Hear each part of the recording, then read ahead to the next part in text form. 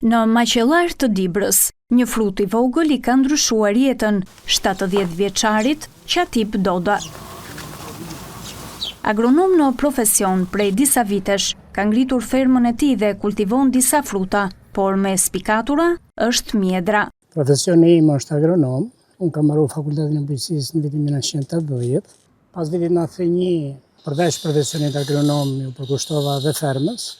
Nga 1 hektar tokë në fillim, sot administron 4 hektar. Kultivoj kulturat e mollës, qershisë, të rrushit, të arrës.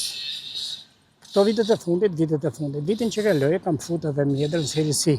Por si e zbuloi mjedrën si frutin më fitimprurës. Duke parë që kërkesat e tregut ishin shumë të larta.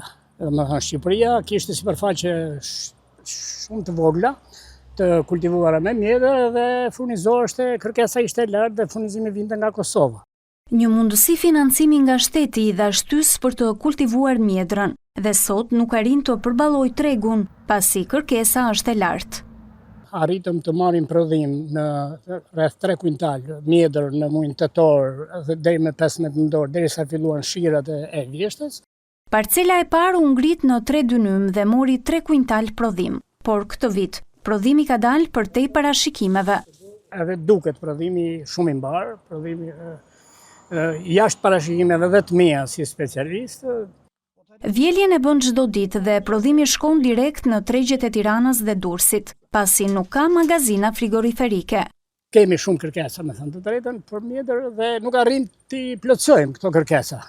70 vjeçari ka kultivuar disa varietete mjedre, me origjinë amerikane, italiane dhe polake, dhe vitin tjetër mendon t'i shtojë parcelat. Ajo që e bën këtu kulturë të rreqëse nuk është vetëm prodhimi, por çmimi.